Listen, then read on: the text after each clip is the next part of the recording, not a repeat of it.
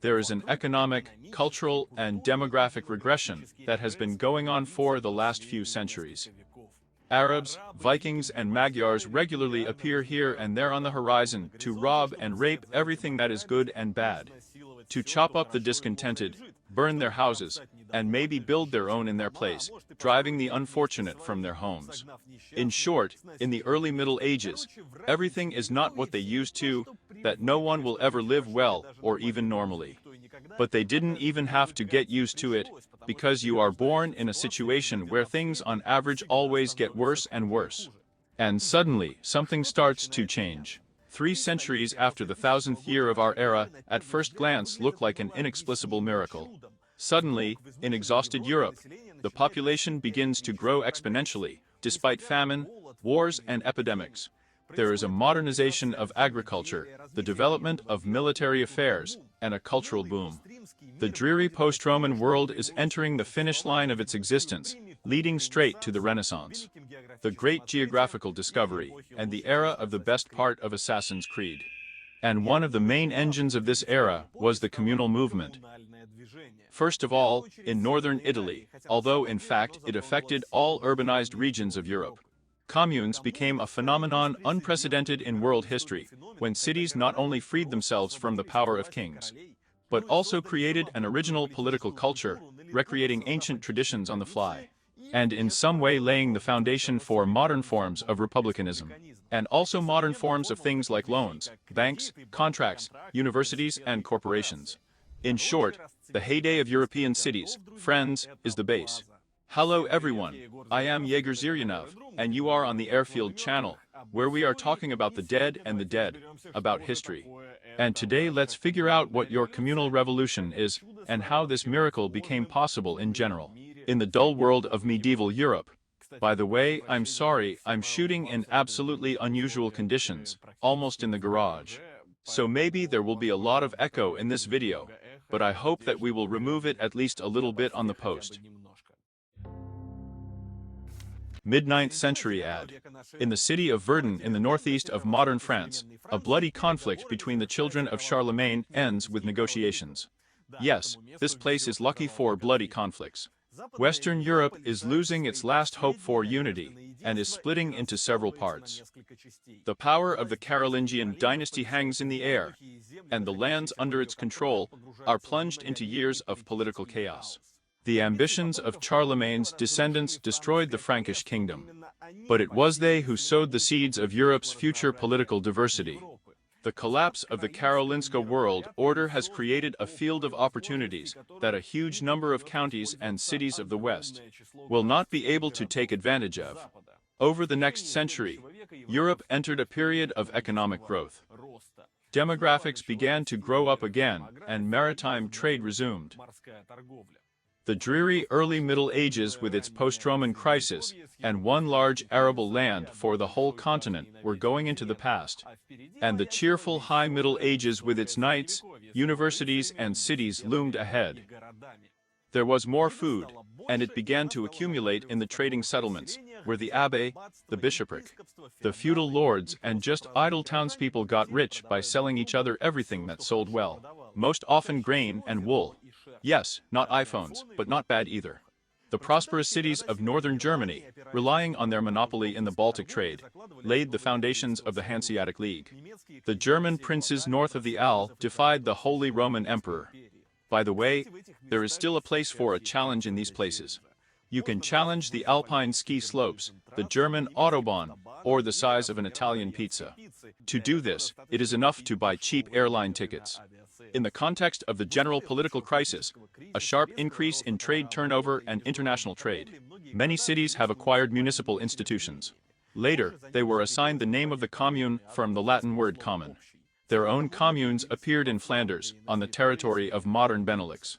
And against the background of modern municipal services, those communes were a real big dog from the mem. The progenitors of modern offices, dealing with the change of light bulbs, and the breakthrough of pipes, in turn, were engaged in no less than political maneuvering between the King of France and the Count of Flanders, as well as court cases. The latter can also be said about the colleagues of the Flemish communards in France, Germany, that is, in the imperial lands north of the Alps, and in the Pyrenees states. And this participation of whom in the trial was the coolest innovation. Because, for example, in the city of Ypres, until Count Flanders gave the communes judicial powers, and the right, for example, to interrogate witnesses, who is right, who is guilty, they explained there with the help of a duel. And also with the help of a trial by fire or water. There is no universal definition of a commune. Europe is too diverse. But the basis of the foundations of any commune was the oath of all citizens or burghers, as you like, about mutual assistance and protection, each other naturally. No vassalage, no subordination, and other social BDM. Another common feature of all communes is a public governing body. The name is also usually in Latin communitas or university. On his behalf, the commune concluded contracts, owned property, administered justice, and carried out acts of violence against unsuccessful neighbors. Yes, if you imagine the communards as such peaceful artisans and merchants, who are engaged in the industrial production of magic and friendship, then? In vain. But more on that later. Finally, the third thing that unites all communes is what medieval peasants probably offered medieval townspeople to check. Unique legal privileges.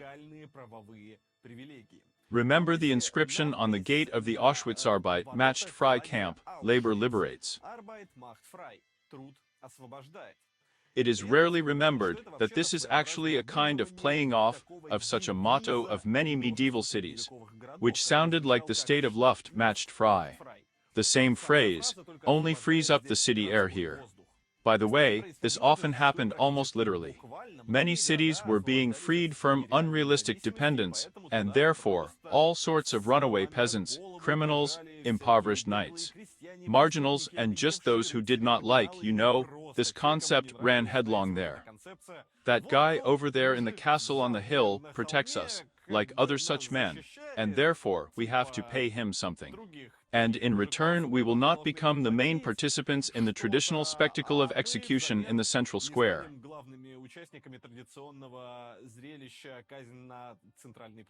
This urban independence in Central and Eastern Europe will then be consolidated by Magdeburg Law, but in the northeast. In Novgorod and Pskov, urban autonomy will remain in a relatively rudimentary state.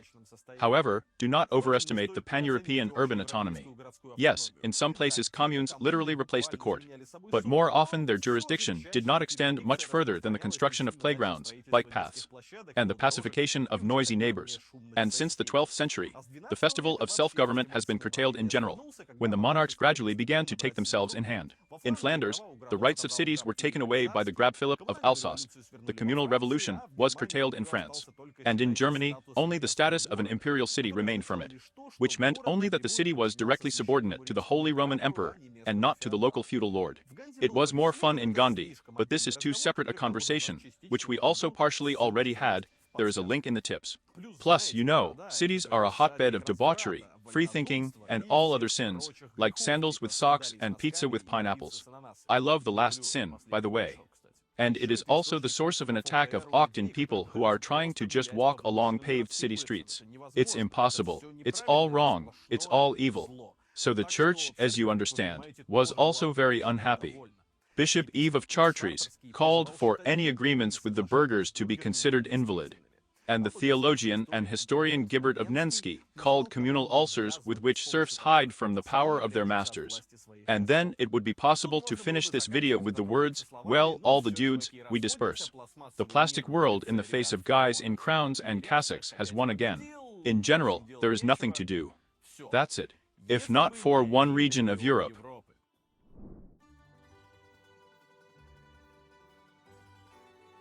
Welcome to Italy. A place where people are not able to talk if you tie their hands. A place where you can find out that there is actually no sausage in pepperoni pizza. And a place where the Middle Ages is not just some kind of era with a coffin cemetery night, but almost a semi-legendary time, whose dominant plot, this is a tale about how freedom-loving cities defeated all external oppressors, and created, in alternating bouts of either creative or commercial frenzy, the highest concentration of points of tourist interest in the world. In short, it was the northern Italian communes that were able to reach the degree of self-government, to which the housing office turns into an independent city polis and the de jure rulers of Italy. The German Kaiser and the Pope de facto can only observe the processes that take place there. Having begun in Pisa and Genoa, which was unsuccessful for other European communards in the 12th century, the communal movement spread throughout northern and central Italy at a revolutionary pace. By the 140th year, the communes controlled almost all the major cities of the region, including the largest Milan. The communes in northern Italy did not have a single political system, but there was also an oath of allegiance, a legislative body in which all free men, Christians participated, an executive elected power, and something like a constitutional document, in Latin, a statute. Yes, these guys thought about ancient Rome no less than we did. Almost everywhere, the consul was at the head of the commune, chosen by a general draw. As in ancient Rome, his powers had a term, but not a year or two, but several months. Plus, the consulate was just a part-time job. I had to survive with something else. A similar rotation took place on other state duties, so that no one would stay for several terms. Well, in my opinion, it's certainly overcomplicated. Who would ever think of staying in the same position over and over again? This is some kind of nonsense, really. Even more important than who ruled the commune was who could not rule the commune. And these are kings, emperors, popes, foreign feudal lords, its specialists and bishops. Communes legally guaranteed their members' personal freedoms, resolved their disputes with the courts, and organized a network of social services, such as charity shelters and hospitals, with private money. And they also collected taxes, but not to feed the feudal lord, as before, but, for example, to build walls. A very useful structure, if, you know, the Middle Ages are around. In short, there are a lot of innovations here, and not only quickly invented, but also rapidly implemented. How it happened, in general, historians find it difficult to answer. But there are still people who have no problems with explanations, and I am, of course, talking about political ideologues of all sorts, who have been using northern Italian communes as building material for the construction of castles in the air for a very long time. Liberal historians of the 19th century were delighted with the revolt of secular communities against religious dictatorship. The anarchists insisted on the stateless organization of communes. And for libertarians, this is all, of course, a symbol of the free market and the first step towards the real capitalism itself. It's better not to even start talking about Marxists in general. As for historical reasons, well, there are a lot of them here, and the anti-clerical movement, and the development of horizontal ties within cities, and a good geographical location. But perhaps one of the most obviously important factors is political. The fact is that there was no one to crush all this freeman in the commune cities, because the potential tyrant on the other side of the Alps was too busy with endless squabbling with his own electors, sometimes interrupting for no less endless squabbling with the Pope, and sometimes without interrupting. He simply fought with those and with those.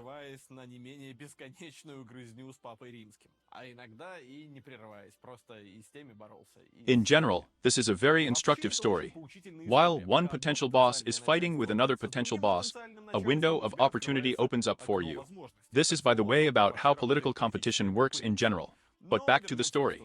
In the middle of winter of 1077th year, an amazing scene took place in the courtyard of the castle of Canossa, in northern Italy. The German Emperor Henry IV stood barefoot on the ground in the hope of receiving forgiveness from the Pope. He had recently excommunicated him from the Catholic Church, and the emperor's affairs suddenly became very bad. Unable to withstand the confrontation of his own rebellious princes, Henry went to bow to his sworn enemy. A year before that, everything was not so sad. Two of the most influential people in Europe, the Pope and the Emperor, finally gathered to resolve long-standing contradictions in a direct conflict that went down in history as an investiture dispute. Let's be brief. The Papal See was wildly dissatisfied with the fact that for some reason the German Emperor appoints Catholic bishops to positions and gives them land, that is, commits an act of investiture. This, they say, is the prerogative of the Holy See, and let the Emperor sort out his secular vassals. In turn, Henry IV, considering himself the anointed of God, did not want to give up power over the bishops.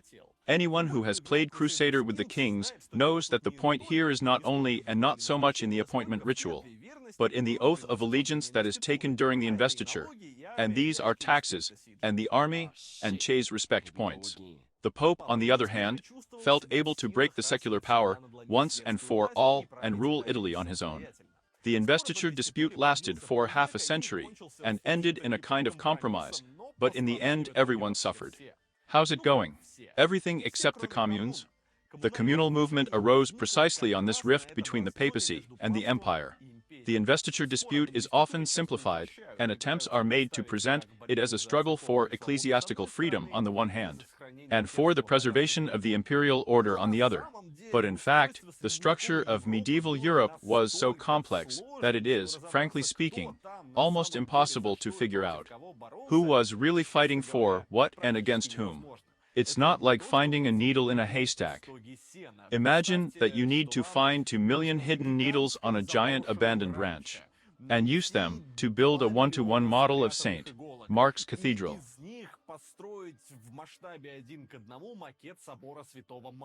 That's when the analogy will be more or less approximately true. It is important for us now that as a result of the conflict, the feudal and church hierarchies began to crack at the seams, and the fragmentation of loyalty began both among the spiritual authorities and among the laity. It has become completely unclear who serves whom and who should serve whom. The investiture dispute destroyed all the institutions that bound Rome, and the empire, and the inhabitants of the northern Italian cities had to take matters and power, respectively, into their own hands. Traditional town meetings gradually began to expand, and at the beginning of the 12th century, were upgraded to the level of local government. The scenarios of occurrence were different everywhere. In Genoa, the commune originated as a trade association of merchants and shipowners. In Milan, the townspeople fought with the local archbishop. In Florence, the commune was practically a trade union of craft guilds. Some villages, having looked at the cities, by the way, also began to organize communes, and even created egalitarian collective farms for this occasion, but this system did not last long. It's quite difficult to show off in front of feudal lords when you don't have city walls. By the way, about the villages. Although the communes fought for their freedom from the lords, this did not prevent them from methodically subjugating the surrounding villages, and Milan, Verona and Florence especially distinguished themselves in this matter. Well, after the absorption of the villages, the communes naturally began to fight with each other. The 12th century in northern Italy is such a game of thrones, only without thrones and kings. Because the main actors were communes, bishops, peasants, townspeople, and the most complex alliances between them. And this, generally speaking, yes, the High Middle Ages, it would seem, is the most chivalrous era. While the Pope was dealing with the Emperor, the bishops were dealing with the Pope, biting off entire dioceses from Rome, and on whose territory the expanding communes were also encroaching. Many cities like Mantua and Pesto and Vercelli found themselves embroiled in a long and violent conflict with the Church. On the streets of Vercelli, bishops were simply stupidly killed. At the same time, bishops and communes often visited some, say, abbés together. But in general, the main common enemy for the commune of bishops is, of course, the aristocracy, whose clans endlessly engaged in their vendetta. In order to somehow curb the nobility, the citizens of Pisa, for example, led by the bishop, limited the height of the fortress walls of the towers of the local aristocracy. Actually, it's a serious blow to prestige. At the same time, they were happy to be friends with the local counts of the commune against the bishops, and vice versa. Unions sometimes reached the strange. In Brescia, for example, at the beginning of the 13th century, one of the local factions concluded an alliance with heretics against the clergy. As they say, the top 10 annum crossovers, united in sworn alliances and factions of citizens, did everything possible so that none of these factions would get despotic power.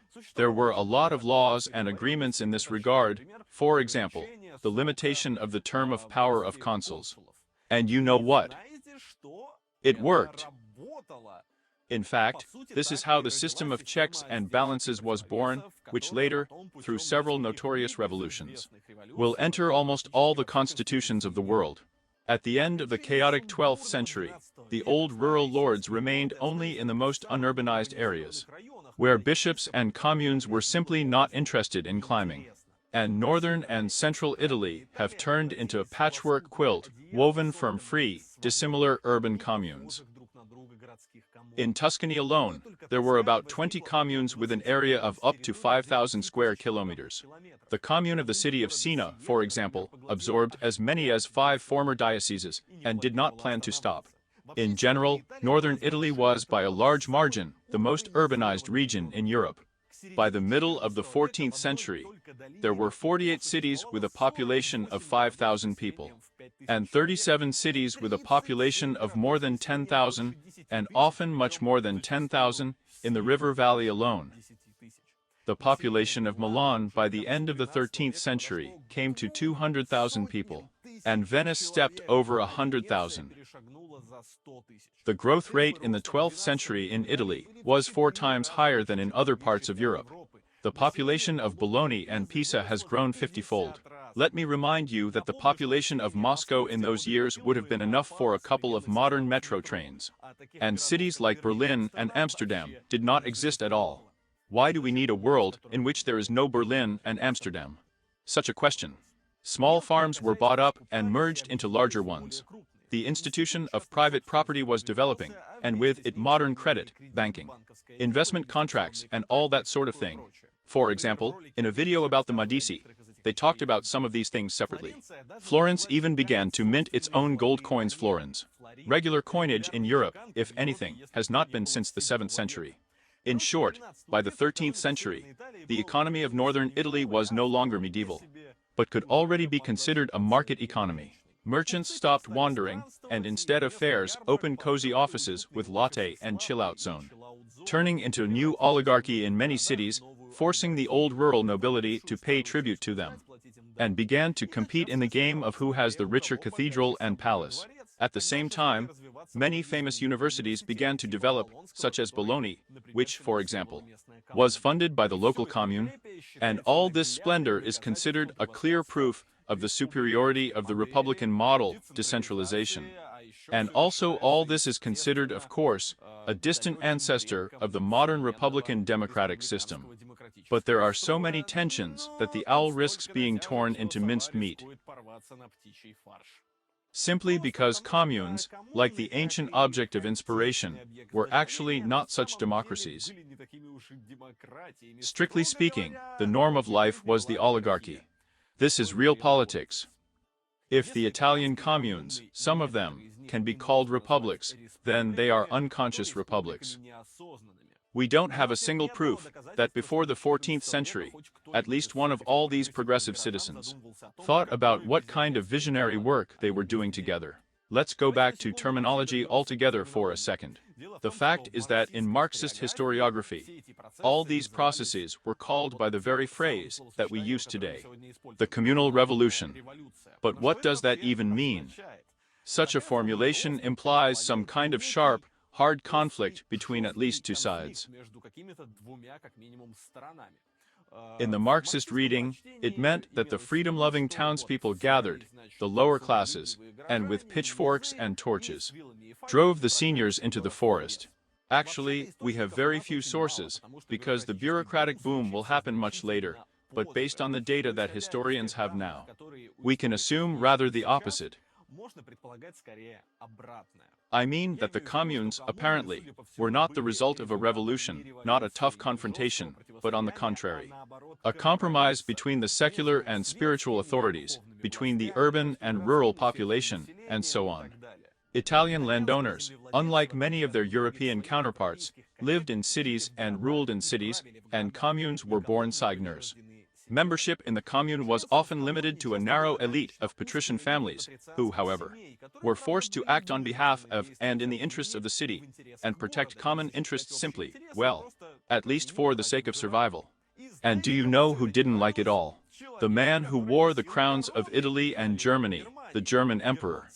Mainly because his power in the Apennines largely depended on his ability and desire to cross the Alps with an army. In 1154th year, Friedrich Barbarossa decided to do this. Declaring himself the rightful king, he moved to Lombardy and crowned himself with an iron crown. The following year, in Rome, he was crowned by the Pope himself. Regarding the rebellious communes, the new emperor decided as follows. No more rebellious communes. No more autonomy, no more taxes of their own. No coinage of their own coins. Consuls, so be it, we will leave. But they will swear allegiance to the emperor and receive an investiture from him. And so, in general, we finish with this. He confirmed the seriousness of his intentions by burning down the largest city of Lombardy, Milan, and simply expelled those of its inhabitants who remained alive after this performance to the surrounding villages. And Barbarossa stupidly demolished some cities around Milan, just down to zero. But the conquest of Italy was slightly delayed. The communes were organized enough to respond to the Kaiser with weapons in their hands. First, as part of the Verona, and then the Lombard League, the Italian cities began to resist, vowed to help each other, and, by the way, rebuild Milan together. And in general, this is surprising, because before the Barbarossa invasion, the communes as a whole did nothing but fight with each other for days and nights, from time to time trading. But the external common enemy still works real miracles. After a series of Italian campaigns, which had a crushing defeat of the imperial troops of Prilignan, Frederick Barbarossa signed a peace in 1183, according to which he admitted that he was wrong. And the Italian communes are very cool. And so it happened. The communes, securely covered by the Alps, and having learned to unite in time, repelled all invasions up to the 16th century, continuing to engage in cheerful internecine strife in their free time. Actually, the internecine fun tired everyone so much that by the 13th century, the collegial power with the consul was replaced by a new system. Now the communes were headed by foreign aristocrats podesta. The logic seems to be clear. The foreigner does not have his own affairs here, which means he will administer the court and deal with matters as impartially as possible. At the same time, as before the consul, he was considered the first among equals. Primus inter pares. Podesta was almost always a nobleman, and could rule in several communes at the same time. Large cities like Milan or Venice could detach their citizens to the podesta, so that they controlled the small communes. For his management, this visiting manager was responsible directly to the citizens, and they often displaced him, usually right on the eve of the next contribution to the maintenance of his office. In short, the aristocracy seemed to be returned to power, but the management was still carried out rather from the bottom up. And in the middle of the 13th century, the visiting aristocracy was replaced by their local people's tribunes or captains. Thanks for this unprecedented economic growth, by the way. When all the basic needs are met, you can think about politics. The power turned out to be with the guild artisans, and the old nobility stepped aside, and there was absolutely amazing terminology, because the captains were representatives of half a minute of literally skinny people. And the skinny people, of course, were in irreconcilable conflict with Paul Grasso, the fat people, who were represented by guys from the largest guilds and guilds. And yes, in the end, it was in the 14th century that the fat people won. The layout turned out to be stronger, and I apologize. I just feel like listening to this group in the spring. If, by the way, you are also attracted, then put likes. And just like it if you haven't already. Right now is a great time to do this and subscribe to the channel at the same time, if for some reason you are still not subscribed to it. Well, that's it. The new leaders called themselves simply as of old, seniors. Their power was already authoritarian and, drumroll, hereditary. In the race with legitimacy, these new lords began to look higher, and eventually became imperial or ecclesiastical viceroys. Many of them stood at the origins of future famous dynasties, like the Visconti of Milan. And the most famous seniors from the fat people were immortalized by Dante Alighieri, placing them among the inhabitants of his hell. As a result, large communes finally turned into small, but quite traditional states with clearly defined borders and a strict hierarchy. The Italian political landscape has finally come into line with the historical norm. The government is concentrating, the elites are consolidating, everything is as we are used to. By the 16th century, Italy had as many monarchies as republics. University Bologna, by the way, to the horror of the local aristocracy, was included in the papal region. But there are important exceptions to this monarchical trend, and you all know them. Republics have grown up on the basis of the old and crude communal system, which will not lose their influence. With the end of the Middle Ages, or they will not do it completely. Florence, Genoa, Venice, Amalfi, and other best tourist locations on the planet. The achievements of an almost accidental communal revolution, these republics will turn into complex state mechanisms, and thereby bring them to the new time. The Republic of Venice, for example, would last until the Napoleonic Wars. See, by the way, about her our big separate videos on the link in the tips. Nevertheless, the inhabitants of the Italian communes will experience a real era of prosperity, unprecedented since the long-forgotten Roman times. Communes will turn into city republics, which will make the Renaissance possible.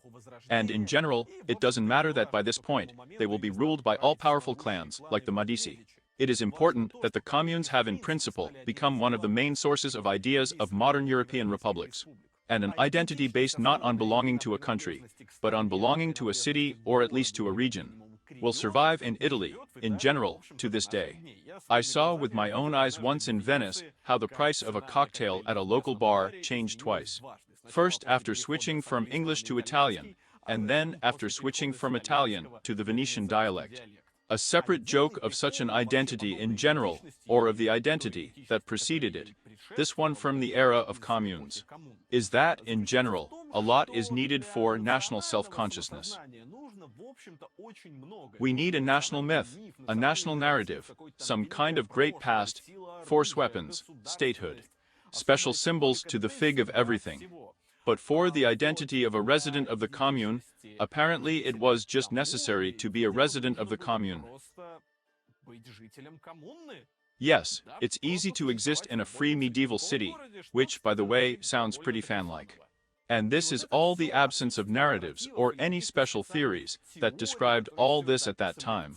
This is a separate, very important point for understanding. The fact is that communal institutions were formed much earlier than they were comprehended. Their breakthrough political idea was created almost by accident. It did not need any Montesquieu or Machiavelli. Yes, we are used to the fact that the view of history as a series of events created by great people is somewhat outdated optics. But usually we mean all sorts of great politicians and rulers and conquerors, but, of course, thinkers and scientists should not be overestimated either, even in medieval Italy. All these philosophers, scientists and other intelligent people usually appear much later, simply comprehending, reflecting on existing practices, and turning them into concepts. Near-democratic republicanism, albeit with great restrictions, arose unexpectedly, spontaneously. Somewhere around the first millennium of our era, in several dozen cities of Western Europe. It is clear that he was reborn from the ancient tradition, but no one interpreted him like that. And the people who necessarily read Aristotle hardly made up the majority of the inhabitants of the communes.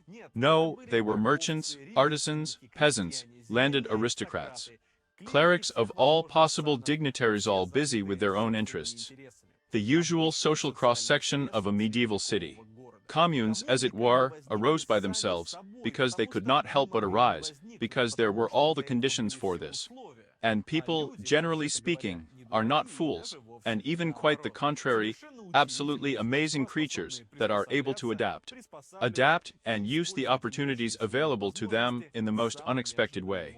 Well, I expect to ask you to like this video, subscribe to the channel if you still haven't done it, and remind you that we have Patreons of Busty. If you want to support our channel personally, chat with us in our private chat. And just watch the videos the very first, and without advertising. Write in the comments here. Share, like there, discuss YouTube algorithms. By the way, I still read all the comments. I've been doing it practically for 10 years now, and I don't regret it at all. It's usually quite a fun activity. Here, we'll see you again very soon.